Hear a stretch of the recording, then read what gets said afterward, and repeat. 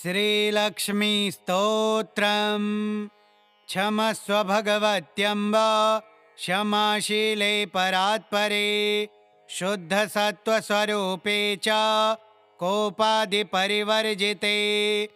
उपमे सर्वसाध्वीनां देवीनां देवपूजिते त्वया विना जगत्सर्वं मृततुल्यं च निष्फलम् सर्वसम्पत्स्वरूपा त्वं सर्वेषां सर्वरूपिणी रासेश्वर्यधिदेवी त्वं त्वत्कलाः सर्वयोषिता कैलासे पार्वती त्वं च क्षीरोदे सिन्धुकन्यका स्वर्गे च स्वर्गलक्ष्मीस्त्वं मर्त्यलक्ष्मीश्च भूतले वैकुण्ठे च महालक्ष्मीर्देवदेवी सरस्वती गंगा च तुलसी त्वं च सावित्री ब्रह्मलोकतः कृष्णप्राणाधिदेवी त्वं गोलोके राधिका स्वयं रासे रासेश्वरी त्वं च वृन्दावन वने वने कृष्णप्रिया त्वं भाण्डीरे चन्द्राचन्दनकानने विरजा चम्पकवने शतशृङ्गे च सुन्दरी पद्मावते पद्मवने मालते मालते वने कुन्ददन्ते कुन्दवने सुशीला केतके वने कदम्बमाला त्वं देवी कदम्बकाननेऽपि च राजलक्ष्मी राजगृहे गृहलक्ष्मीर्गृहे गृहे इत्युक्त्वा देवताः सर्वा मुनयो मनवस्तथा रुरुदुर्नम्रवदनाः शुष्ककण्ठोष्ठतालुकाः इति लक्ष्मीस्तवं पुण्यं सर्वदेवैः कृतं शुभं यः पठेत् प्रातरुत्थाय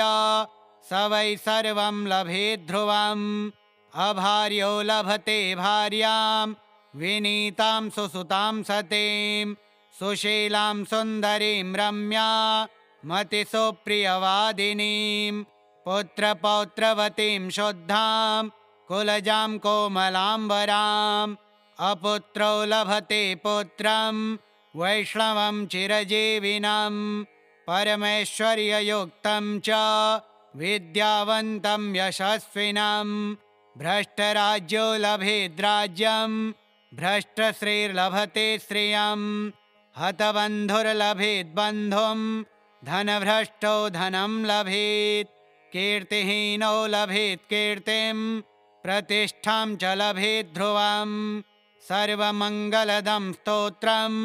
शोकसन्तापनाशनं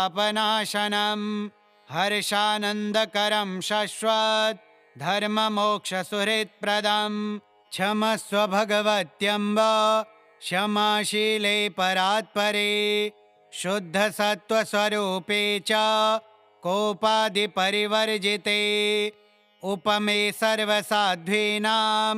देवीनां देवपूजिते त्वया विना जगत्सर्वं मृततुल्यं च निष्फलम् सर्वसम्पत्स्वरूपा त्वं सर्वेषां सर्वरूपिणी रासेश्वर्यधिदेवी त्वं त्वत्कलाः सर्वयोषिता कैलासे पार्वती त्वं च क्षीरोदे सिन्धुकन्यका स्वर्गे च स्वर्गलक्ष्मीस्त्वं मर्त्यलक्ष्मीश्च भूतले वैकुण्ठे च महालक्ष्मीर्देवदेवी सरस्वती गंगा च तुलसी त्वं च सावित्री ब्रह्मलोकतः कृष्णप्राणाधिदेवी त्वं गोलोके राधिका स्वयं रासे रासेश्वरी त्वं च वृन्दावन वने वने कृष्णप्रिया त्वं भाण्डीरे चन्द्राचन्दनकानने विरजा चम्पकवने शतशृङ्गे च सुन्दरी पद्मावते पद्मवने मालते मालते वने कुन्ददन्ते कुन्दवने सुशीला केतके वने कदम्बमाला त्वं देवी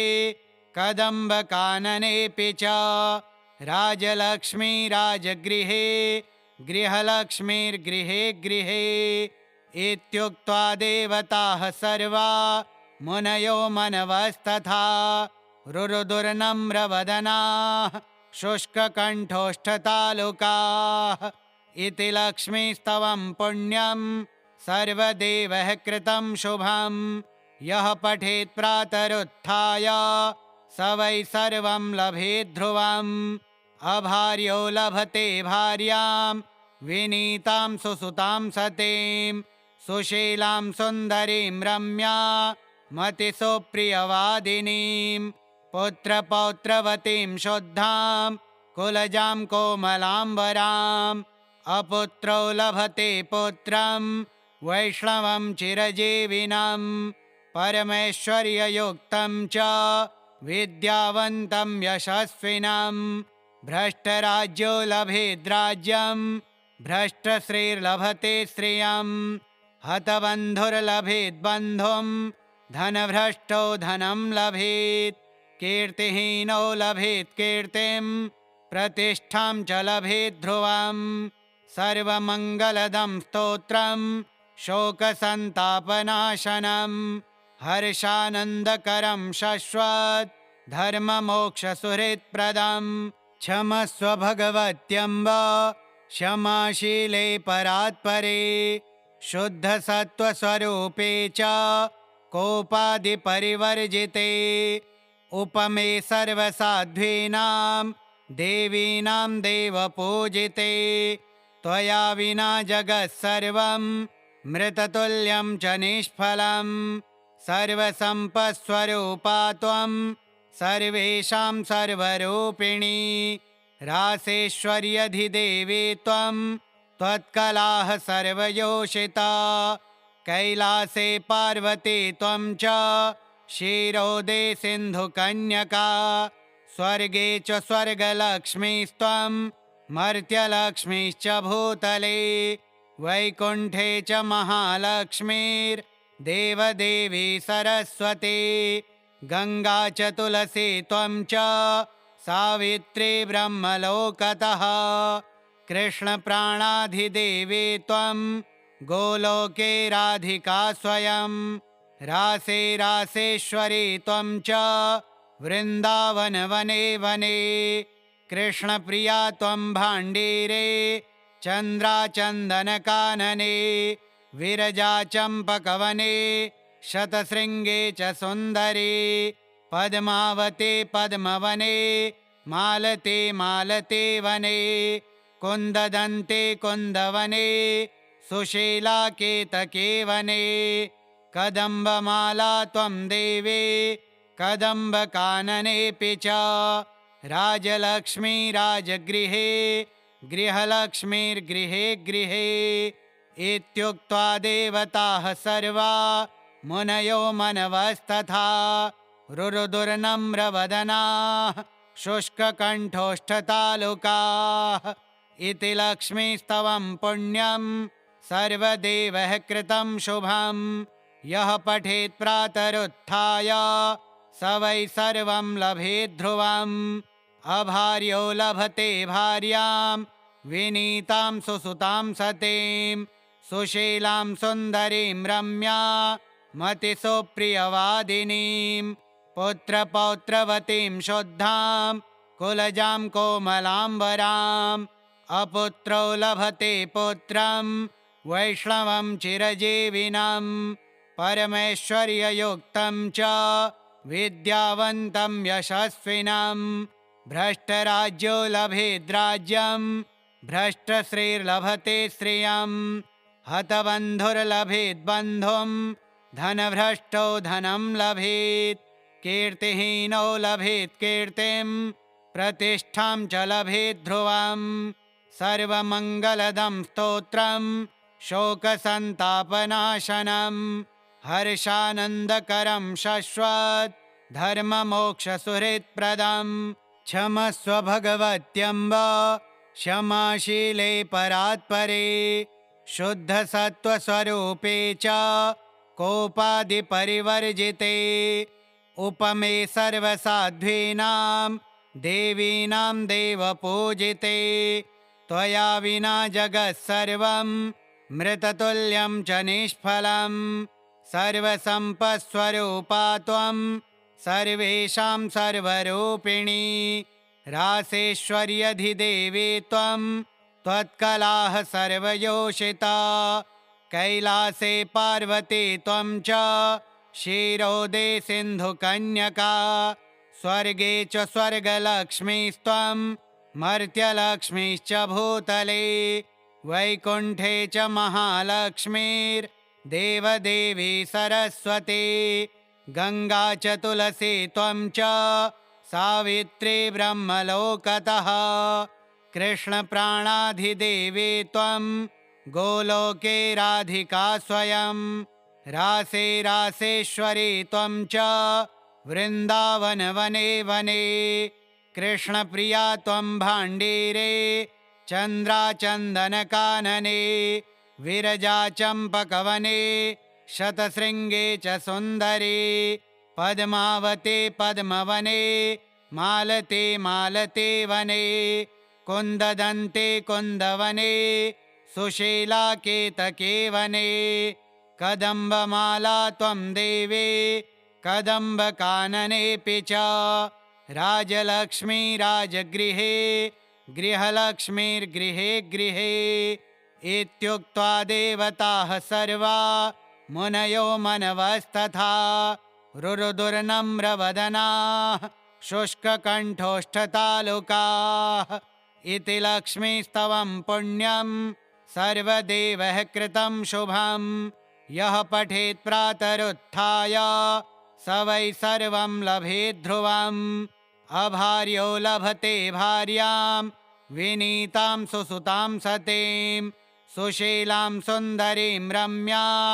मतिसुप्रियवादिनीं पुत्रपौत्रवतीं शुद्धां कुलजां कोमलाम्बराम् अपुत्रो लभते पुत्रं वैष्णवं चिरजीविनं परमैश्वर्ययुक्तं च विद्यावन्तं यशस्विनं भ्रष्टराज्यो लभेद्राज्यं भ्रष्टश्रीर्लभते श्रियं हतबन्धुर्लभेद्बन्धुं धनभ्रष्टो धनं लभेत् कीर्तिहीनो लभेत् कीर्तिं प्रतिष्ठां च लभेत् ध्रुवं सर्वमङ्गलदं स्तोत्रं शोकसन्तापनाशनं हर्षानन्दकरं शश्वत् धर्ममोक्षसुहृत्प्रदं क्षमस्व भगवत्यम्ब क्षमाशीले परात्परे शुद्धसत्त्वस्वरूपे च कोपादिपरिवर्जिते उपमे सर्वसाध्वीनां देवीनां देवपूजिते त्वया विना जगत्सर्वं मृततुल्यं च निष्फलं सर्वसम्पत्स्वरूपा त्वं सर्वेषां सर्वरूपिणी रासेश्वर्यधिदेवी त्वं त्वत्कलाः सर्वयोषिता कैलासे पार्वती त्वं च क्षीरोदे सिन्धुकन्यका स्वर्गे च स्वर्गलक्ष्मीस्त्वं मर्त्यलक्ष्मीश्च भूतले वैकुण्ठे च महालक्ष्मीर्देवदेवी सरस्वती गङ्गा च तुलसी त्वं च सावित्री ब्रह्मलोकतः कृष्णप्राणाधिदेवी त्वं गोलोके राधिका स्वयं रासे रासेश्वरी त्वं च वृन्दावन वने वने कृष्णप्रिया त्वं भाण्डीरे चन्द्राचन्दनकानने विरजा चम्पकवने शतशृङ्गे च सुन्दरी पद्मावते पद्मवने मालते मालते वने कुन्ददन्ते कुन्दवने सुशीला केतके वने कदम्बमाला त्वं देवे कदम्बकाननेऽपि च राजलक्ष्मी राजगृहे गृहलक्ष्मीर्गृहे गृहे इत्युक्त्वा देवताः सर्वा मुनयो मनवस्तथा रुरुदुर्नम्रवदनाः शुष्ककण्ठोष्ठतालुकाः इति लक्ष्मीस्तवं पुण्यं सर्वदेवैः कृतं शुभं यः पठेत् प्रातरुत्थाय स वै सर्वं लभेत् ध्रुवम् अभार्यो लभते भार्यां विनीतां सुसुतां सतीं सुशीलां सुन्दरीं रम्या मतिसुप्रियवादिनीं पुत्रपौत्रवतीं शुद्धां कुलजां कोमलाम्बराम् अपुत्रो लभते पुत्रं वैष्णवं चिरजीविनं परमैश्वर्ययुक्तं च विद्यावन्तं यशस्विनं भ्रष्टराज्यो लभेद्राज्यं भ्रष्टश्रीर्लभते श्रियं हतबन्धुर्लभेद्बन्धुं धनभ्रष्टो धनं लभेत् कीर्तिहीनो लभेत् कीर्तिं प्रतिष्ठां च लभेत् ध्रुवम् सर्वमङ्गलदं स्तोत्रं शोकसन्तापनाशनं हर्षानन्दकरं शश्वत् धर्ममोक्षसुहृत्प्रदं क्षमस्व भगवत्यम्ब क्षमाशीले परात्परे शुद्धसत्त्वस्वरूपे च कोपादिपरिवर्जिते उपमे सर्वसाध्वीनां देवीनां देवपूजिते त्वया विना जगत्सर्वं मृततुल्यं च निष्फलं सर्वसम्पत्स्वरूपा त्वं सर्वेषां सर्वरूपिणी रासेश्वर्यधिदेवी त्वं त्वत्कलाः सर्वयोषिता कैलासे पार्वती त्वं च क्षीरोदे सिन्धुकन्यका स्वर्गे च स्वर्गलक्ष्मीस्त्वं मर्त्यलक्ष्मीश्च भूतले वैकुण्ठे च महालक्ष्मीर्देवदेवी सरस्वती गङ्गा च तुलसी त्वं च सावित्री ब्रह्मलोकतः कृष्णप्राणाधिदेवी त्वं गोलोके राधिका स्वयं रासे रासेश्वरी त्वं च वृन्दावनवने वने कृष्णप्रिया त्वं भाण्डीरे चन्द्राचन्दनकानने विरजाचम्पकवने शतशृङ्गे च सुन्दरी पद्मावते पद्मवने मालते मालते वने कुन्ददन्ते कुन्दवने सुशीला केतके वने कदम्बमाला त्वं देवे कदम्बकाननेऽपि च राजलक्ष्मी राजगृहे गृहलक्ष्मीर्गृहे गृहे इत्युक्त्वा देवताः सर्वा मुनयो मनवस्तथा रुरुदुर्नम्रवदनाः शुष्ककण्ठोष्ठतालुकाः इति लक्ष्मीस्तवं पुण्यं सर्वदेवैः कृतं शुभं यः पठेत् प्रातरुत्थाय स वै सर्वं लभेत् ध्रुवम् अभार्यो लभते भार्यां विनीतां सुसुतां सतीं सुशीलां सुन्दरीं रम्या मतिसुप्रियवादिनीं पुत्रपौत्रवतीं शुद्धां कुलजां कोमलाम्बराम् अपुत्रो लभते पुत्रं वैष्णवं चिरजीविनं परमैश्वर्ययुक्तं च विद्यावन्तं यशस्विनं भ्रष्टराज्यो लभेद्राज्यं भ्रष्टश्रीर्लभते श्रियं हतबन्धुर्लभेद्बन्धुं धनभ्रष्टो धनं लभेत् कीर्तिहीनो लभेत् कीर्तिं प्रतिष्ठां च लभेत् ध्रुवम् सर्वमङ्गलदं स्तोत्रं शोकसन्तापनाशनं हर्षानन्दकरं शश्वत् धर्ममोक्षसुहृत्प्रदं क्षमस्व भगवत्यम्ब क्षमाशीले परात्परे शुद्धसत्त्वस्वरूपे च कोपादिपरिवर्जिते उपमे सर्वसाध्वीनां देवीनां देवपूजिते त्वया विना जगत्सर्वं मृततुल्यं च निष्फलं सर्वसम्पत्स्वरूपा त्वं सर्वेषां सर्वरूपिणी रासेश्वर्यधिदेवी त्वं त्वत्कलाः सर्वयोषिता कैलासे पार्वती त्वं च क्षीरोदे सिन्धुकन्यका स्वर्गे च स्वर्गलक्ष्मीस्त्वं मर्त्यलक्ष्मीश्च भूतले वैकुण्ठे च महालक्ष्मीर्देवदेवी सरस्वती गंगा च तुलसी त्वं च सावित्री ब्रह्मलोकतः कृष्णप्राणाधिदेवी त्वं गोलोके राधिका स्वयं रासे रासेश्वरी त्वं च वृन्दावन वने वने कृष्णप्रिया त्वं भाण्डीरे चन्द्राचन्दनकानने विरजा चम्पकवने शतशृङ्गे च सुन्दरी पद्मावते पद्मवने मालते मालते वने कुन्ददन्ते कुन्दवने सुशीला केतके वने कदम्बमाला त्वं देवी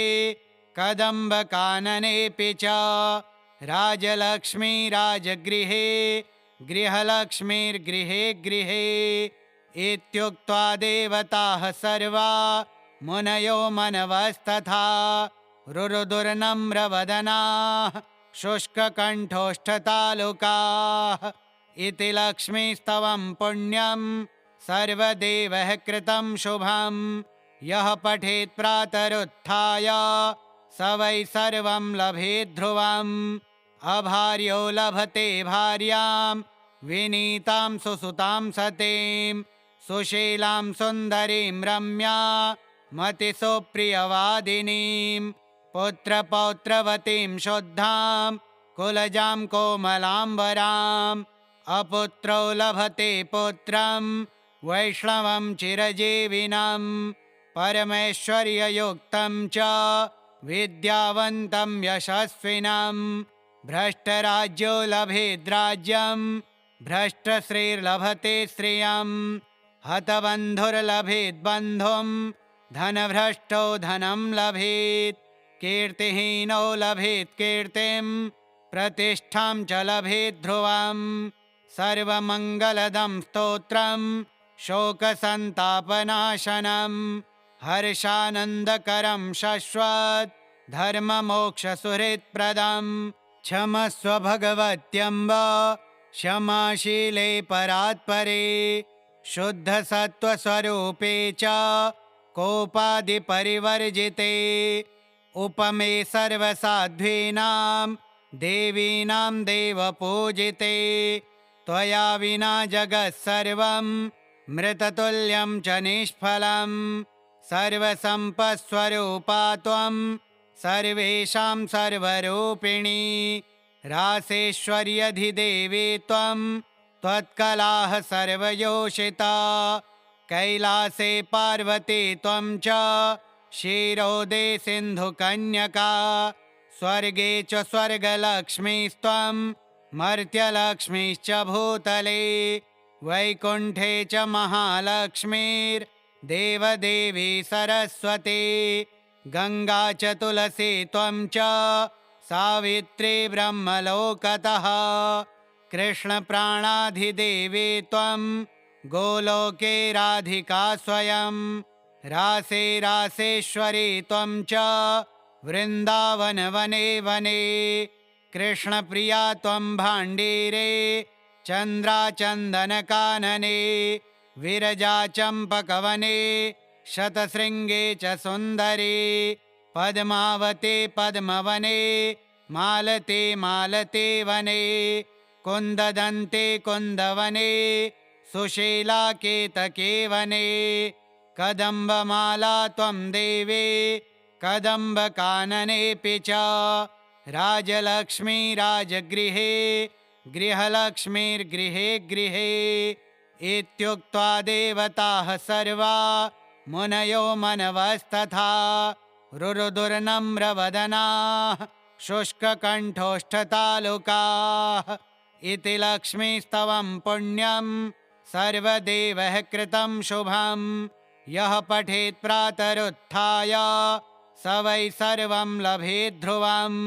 अभार्यो लभते भार्यां विनीतां सुसुतां सतीं सुशीलां सुन्दरीं रम्या मतिसुप्रियवादिनीं पुत्रपौत्रवतीं शुद्धां कुलजां कोमलाम्बराम् अपुत्रो लभते पुत्रं वैष्णवं चिरजीविनं परमेश्वर्ययुक्तं च विद्यावन्तं यशस्विनं भ्रष्टराज्यो लभेद्राज्यं भ्रष्टश्रीर्लभते श्रियं हतबन्धुर्लभेद्बन्धुं धनभ्रष्टो धनं लभेत् कीर्तिहीनो लभेत् कीर्तिं प्रतिष्ठां च लभेत् ध्रुवम् सर्वमङ्गलदं स्तोत्रं शोकसन्तापनाशनं हर्षानन्दकरं शश्वत् धर्ममोक्षसुहृत्प्रदं क्षमस्व भगवत्यम्ब क्षमाशीले परात्परे शुद्धसत्त्वस्वरूपे च कोपादिपरिवर्जिते उपमे सर्वसाध्वीनां देवीनां देवपूजिते त्वया विना जगत्सर्वं मृततुल्यं च निष्फलं सर्वसम्पत्स्वरूपा त्वं सर्वेषां सर्वरूपिणी रासेश्वर्यधिदेवी त्वं त्वत्कलाः सर्वयोषिता कैलासे पार्वती त्वं च क्षीरोदे सिन्धुकन्यका स्वर्गे च स्वर्गलक्ष्मीस्त्वं मर्त्यलक्ष्मीश्च भूतले वैकुण्ठे च महालक्ष्मीर्देवदेवी सरस्वती गङ्गा च तुलसी त्वं च सावित्री ब्रह्मलोकतः कृष्णप्राणाधिदेवी त्वं गोलोके राधिका स्वयं रासे रासेश्वरी त्वं च वृन्दावनवने वने कृष्णप्रिया त्वं भाण्डीरे चन्द्राचन्दनकानने विरजा चम्पकवने शतशृङ्गे च सुन्दरी पद्मावते पद्मवने मालते मालते वने कुन्ददन्ते कुन्दवने सुशीला केतके वने कदम्बमाला त्वं देवी कदम्बकाननेऽपि च राजलक्ष्मी राजगृहे गृहलक्ष्मीर्गृहे गृहे इत्युक्त्वा देवताः सर्वा मुनयो मनवस्तथा रुरुदुर्नम्रवदनाः शुष्ककण्ठोष्ठतालुकाः इति लक्ष्मीस्तवं पुण्यं सर्वदेवैः कृतं शुभं यः पठेत् प्रातरुत्थाय स वै सर्वं लभेत् ध्रुवम् अभार्यो लभते भार्यां विनीतां सुसुतां सतीं सुशीलां सुन्दरीं रम्या मतिसुप्रियवादिनीं पुत्रपौत्रवतीं शुद्धां कुलजां कोमलाम्बराम् अपुत्रो लभते पुत्रं वैष्णवं चिरजीविनं परमेश्वर्ययुक्तं च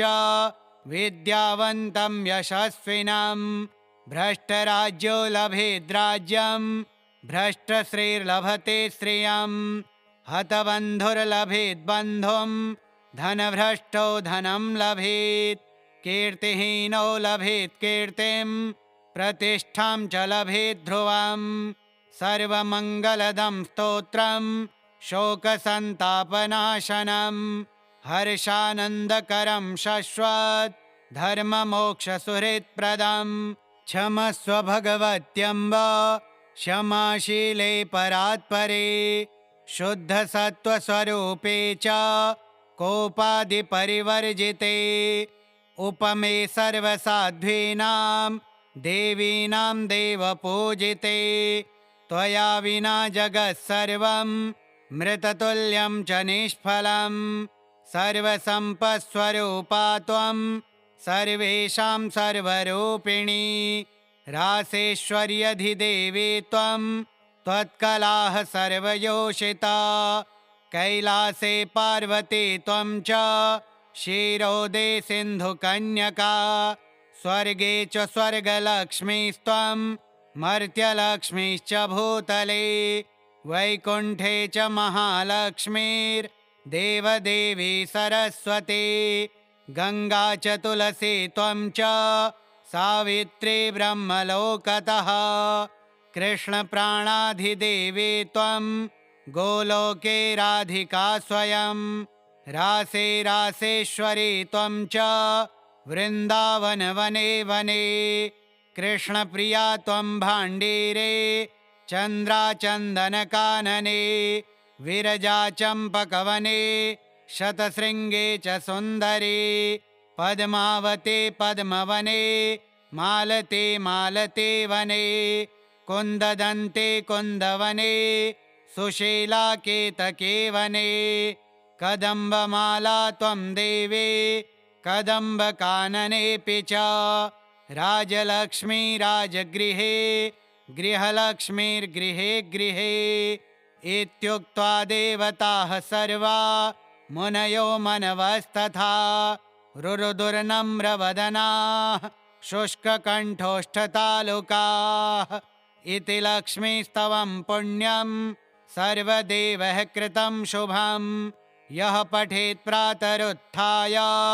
स वै सर्वं लभेत् ध्रुवम् अभार्यो लभते भार्यां विनीतां सुसुतां सतीं सुशीलां सुन्दरीं रम्या मतिसुप्रियवादिनीं पुत्रपौत्रवतीं शुद्धां कुलजां कोमलाम्बराम् अपुत्रो लभते पुत्रं वैष्णवं चिरजीविनं परमैश्वर्ययुक्तं च विद्यावन्तं यशस्विनं भ्रष्टराज्यो लभेद्राज्यं भ्रष्टश्रीर्लभते श्रियं हतबन्धुर्लभेद्बन्धुं धनभ्रष्टो धनं लभेत् कीर्तिहीनो लभेत् कीर्तिं प्रतिष्ठां च लभेत् ध्रुवम् सर्वमङ्गलदं स्तोत्रं शोकसन्तापनाशनं हर्षानन्दकरं शश्वत् धर्ममोक्षसुहृत्प्रदं क्षमस्व भगवत्यम्ब क्षमाशीले परात्परे शुद्धसत्त्वस्वरूपे च कोपादिपरिवर्जिते उपमे सर्वसाध्वीनां देवीनां देवपूजिते त्वया विना जगत्सर्वं मृततुल्यं च निष्फलं सर्वसम्पत्स्वरूपा त्वं सर्वेषां सर्वरूपिणी रासेश्वर्यधिदेवी त्वं त्वत्कलाः सर्वयोषिता कैलासे पार्वती त्वं च क्षीरोदे सिन्धुकन्यका स्वर्गे च स्वर्गलक्ष्मीस्त्वं मर्त्यलक्ष्मीश्च भूतले वैकुण्ठे च महालक्ष्मीर्देवदेवी सरस्वती गङ्गा च तुलसी त्वं च सावित्री ब्रह्मलोकतः कृष्णप्राणाधिदेवी त्वं गोलोके राधिका स्वयं रासे रासेश्वरी त्वं च वृन्दावन वने वने कृष्णप्रिया त्वं भाण्डीरे चन्द्राचन्दनकानने विरजा चम्पकवने शतशृङ्गे च सुन्दरी पद्मावते पद्मवने मालते मालते वने कुन्ददन्ते कुन्दवने सुशीला केतके वने कदम्बमाला त्वं देवे कदम्बकाननेऽपि च राजलक्ष्मी राजगृहे गृहलक्ष्मीर्गृहे गृहे इत्युक्त्वा देवताः सर्वा मुनयो मनवस्तथा रुरुदुर्नम्रवदनाः शुष्ककण्ठोष्ठतालुकाः इति लक्ष्मीस्तवं पुण्यं सर्वदेवः कृतं शुभं यः पठेत् प्रातरुत्थाय स वै सर्वं लभेत् ध्रुवम् अभार्यो लभते भार्यां विनीतां सुसुतां सतीं सुशीलां सुन्दरीं रम्या मतिसुप्रियवादिनीं पुत्रपौत्रवतीं शुद्धां कुलजां कोमलाम्बराम् अपुत्रो लभते पुत्रं वैष्णवं चिरजीविनं परमेश्वर्ययुक्तं च विद्यावन्तं यशस्विनं भ्रष्टराज्यो लभेद्राज्यं भ्रष्टश्रीर्लभते श्रियं हतबन्धुर्लभेद्बन्धुं धनभ्रष्टो धनं लभेत् कीर्तिहीनो लभेत् कीर्तिं प्रतिष्ठां च लभेत् ध्रुवं सर्वमङ्गलदं स्तोत्रं शोकसन्तापनाशनं हर्षानन्दकरं शश्वत् धर्ममोक्षसुहृत्प्रदं श्रीदेवकृतं श्रीलक्ष्मीस्तोत्रं श्रीलक्ष्म्यार्पणमस्तु।